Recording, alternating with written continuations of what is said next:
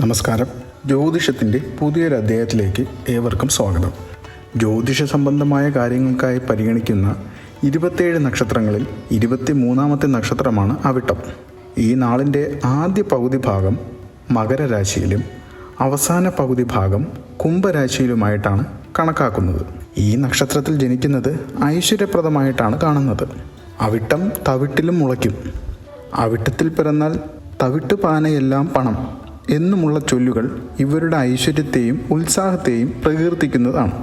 പേരിനും പെരുമയ്ക്കും കീർത്തി കേട്ട അഷ്ടവസുക്കൾ ഈ നക്ഷത്രത്തിൻ്റെ ദേവതയായി വന്നത് തന്നെ അവിട്ടം നക്ഷത്രത്തിൻ്റെ പ്രശസ്തിക്കും മാഹാത്മ്യത്തിനും മുഖ്യ കാരണമായി. അവിട്ടം നാളുകാർ മിക്കവാറും മെലിഞ്ഞു നീണ്ട ശരീരപ്രകൃതമുള്ളവരായിട്ടാണ് കാണുന്നത്. അപൂർവം ചിലർ നല്ല പുഷ്ടിയുള്ള ശരീരക്കാരായും കാണുന്നുണ്ട്. നക്ഷത്രാധിപൻ ചൊവ്വയായതിനാൽ എപ്പോഴും ഒരു പോരാട്ട വീര്യം ഇവരിൽ ഉണ്ടായിരിക്കും. ബുദ്ധിശക്തി, കലാനിപുണത, ധൈര്യം, നിശ്ചയദാർഢ്യം, പരിശ്രമശീലം തുടങ്ങിയവ ഇവരുടെ ലക്ഷണങ്ങളാണ്.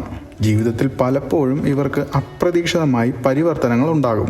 അധികാരത്തിന് വഴങ്ങുന്നതിലുമധികം അധികാരം പ്രയോഗിക്കാനാണ് ഇവർക്ക് ഏറ്റവും ഇഷ്ടം. ചെറിയ കാര്യങ്ങൾ പോലും ഇവരെ മാനസികമായി പിരിമുറുക്കത്തിലാക്കുന്നുണ്ട്.